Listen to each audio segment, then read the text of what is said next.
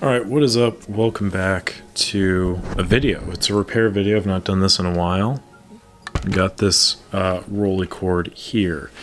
Now, this camera was having a problem in that when the shutter was fired, wrong way, when the shutter was fired, the blades were not cooperating, the Aperture blades here.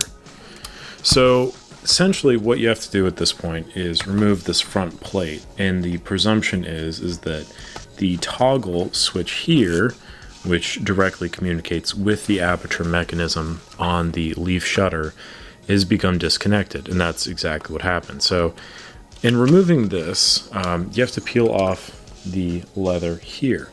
Now unfortunately on a lot of these older Rolleicords, Rolleiflexes, Yashica mats, all those older TLRs, the leather is usually in worse condition. So removing it's kind of a tricky proposition, and most of the time you're going to end up needing new leather, such as this one will.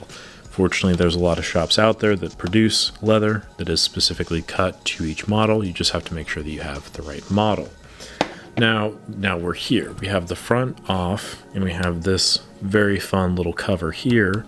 I've also removed the viewing and the taking lens. They're both sitting right here. This is the viewing lens, and this is the taking lens. I will be cleaning these separately. So we're looking at it now, and here we have the locking mechanism, and this system here, I was like covering that with my hand, sorry. This system here is going to not allow the advance to engage or the camera to fire normally. You can still mechanically operate it, but if you push down on this, then you're able to advance and fire. Over here you have your shutter speed selector. That would be this dial here. And then on the side here you have your aperture selector. Now when I took this off, this was bent out of shape. It was more sitting towards that direction, and it was so flat that it was not actually linking up with the selecting notch right here. So when I move this, it corresponds to moving this. However, it was bent so far out of place that moving this did not sync up with that, ergo you couldn't control the aperture blades. So all I basically had to do was bend that back into place and then make sure that I had it set to something that I knew, so that I set it at bulb and 92 on here, and then I set it at bulb and 92 on here. Then when I put the faceplate back on, it was able to link up. The other thing that I didn't talk about was this right here. This is the advance lever and the shutter firing mechanism, and on it sits this little screw. It's a decorative piece, and you have to unscrew that in order to get the plate off. As you notice, I kind of had to shimmy this in and out because it sits through that little slot there. So it kind of slides in like so, and then sits down like that. So very complicated, but also not really. And then should be good to go. So that's pretty much it. It's a straightforward video to some degree. These leaf shutters are also prone to faults. They're timing mechanisms and things of that nature.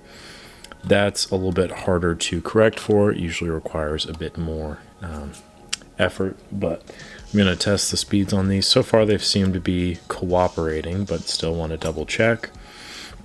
And then for the most part, this repair is pretty much wrapped up. I just ordered the front leather and the side leather, so I will get that put on and get this camera back to normal. But yeah, that is basically the short and skinny of taking care of a Rolleicord's system, and also just kind of talking at greater length at the issues that can arise. Great cameras. If you're looking to get into medium format, I recommend them because they're light, easy enough to travel with, and also a lot of fun. So that is all. Thank you very much for watching. Like the video if you enjoyed it. Subscribe to the channel. Leave any comments, questions, concerns you have down below. There we go. That's all seated properly. And that's it. Thank you again, and I'll catch you on the next one.